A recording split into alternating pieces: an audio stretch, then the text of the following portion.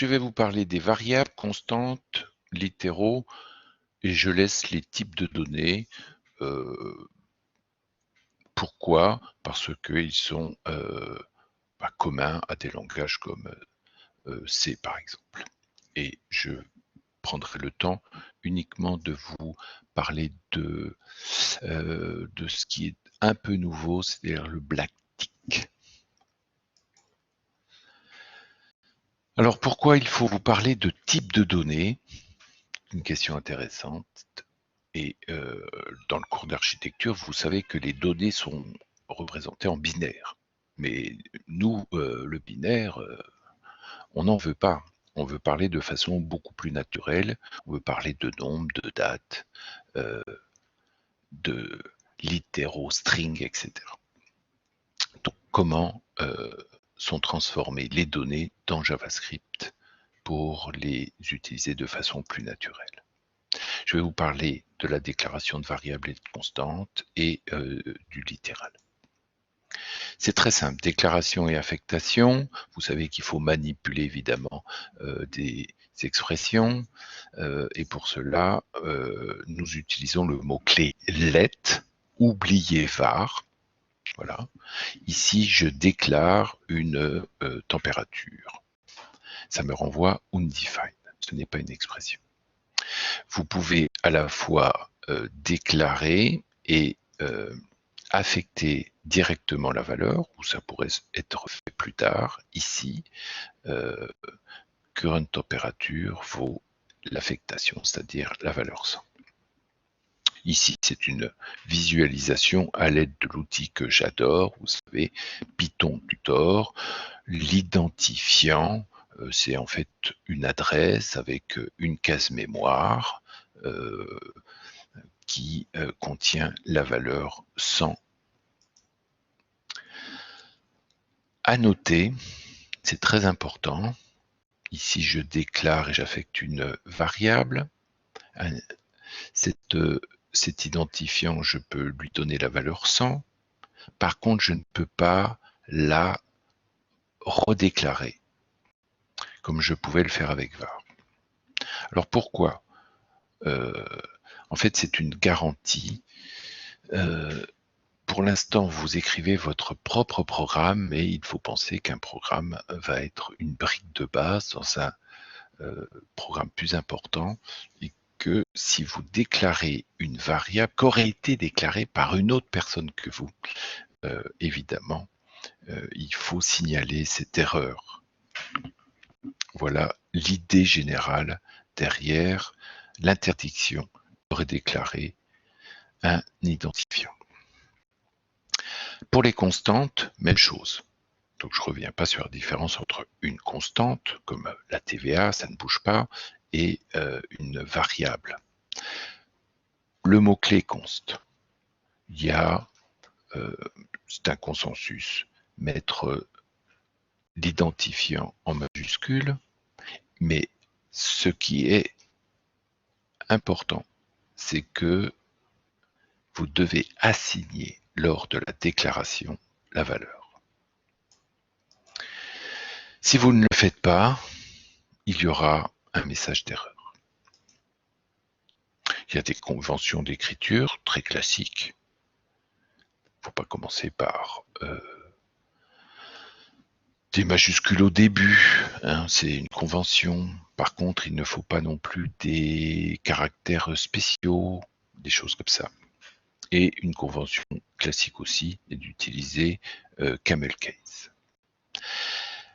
Donc après la déclaration avec let et compte, je voudrais vous parler de littéral. Mon Dieu, c'est un mot-clé en informatique, mais qu'est-ce que c'est ce littéral? Alors, on en a déjà rencontré il y a moins d'une minute. Lorsque je vous ai dit, je déclare une variable maxtemp égale 100, il y avait un littéral. Alors, let, c'est un mot-clé de déclaration d'une variable. Maxtemp, c'est un identifiant. L'égalité, c'est un opérateur. Et le 100, c'est ma variable que j'ai fournie. où est-ce qu'il y a un littéral? Où est-ce que littéralement j'ai donné quelque chose? Ah, d'accord. Littéralement, ça veut dire que vous donnez au programme une valeur. Donc le 100 est un littéral dans le sens où vous avez fourni au programme directement la valeur. Et des littéraux, il y en a plein. Il y a les littéraux string, vous donnez par exemple le nom, votre nom, entre cotes. Et comment on va savoir que c'est pas un nombre? Parce que vous avez mis une cote, ou le professeur va donner littéralement le tableau de notes. Et comment on sait que c'est un littéral tableau? Parce qu'il ne va pas utiliser des nombres, il ne va pas utiliser des cotes, il va utiliser des crochets. Et c'est ces crochets qui vont signifier au programme que littéralement, il donne un tableau de notes. Techniquement, je passe. Donc ici, regardez, vous utilisez un littéral. Ah bon? Oui. Littéralement, c'est vous qui avez fourni cette expression, cette entre cotes. C'est une chaîne de caractères. Donc retenez qu'un littéral, c'est tout simplement la valeur fournie au programme et qu'il existe de très nombreux littéraux. Je vous laisse les découvrir. L'objet, les expressions régulières, les nombres, les strings, les tableaux. Un mot pour finir entre, et vous le savez déjà, la valeur et l'identifiant.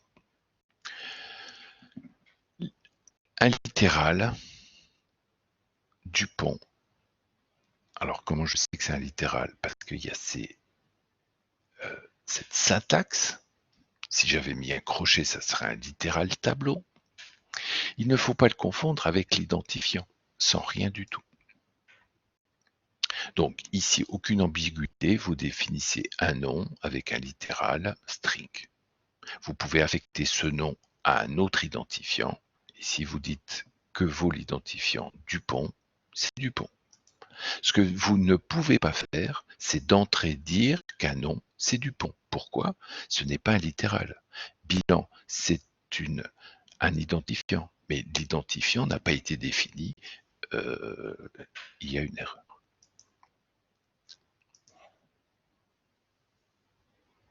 Alors, on peut se poser la question, faudrait-il utiliser un identifiant ou directement le littéral? Ça, c'est la question classique. Par exemple, si vous faites Excel et que le prof est en train d'engueuler les étudiants qui ont écrit 5,5 partout dans leur programme, 5,5 c'est la TVA, et le prof va vous expliquer qu'il faut définir une case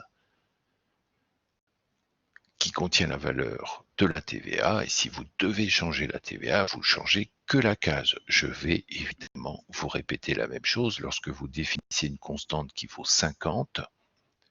Vous avez donné un littéral nombre et vous l'avez affecté à l'identifiant. Et pourquoi il faut faire ça? Et ben, c'est que partout dans un programme où quelqu'un n'aurait utilisé la valeur 50 et vous, en fait, la référence de l'identifiant, le jour où quelqu'un vous dit qu'il faut utiliser 10, la personne est contrainte à tout bouger alors que vous ne bougez pas puisqu'il suffit de changer la valeur de l'identifiant de 50, la faire passer à 10. Ça, c'était évidemment très clair. Voilà, je vous ai parlé d'affectation, d'une variable ou d'une constante, et je suis revenu sur ce terme littéral qui fait un peu peur. Littéralement, vous donnez une valeur au programme, et comment on repère que c'est un littéral tableau, string ou objet? Grâce à la syntaxe. Pour un string, il y aura les cotes, pour un tableau, il y aura le crochet, et nous verrons plus tard que pour un objet, il y a les accolades.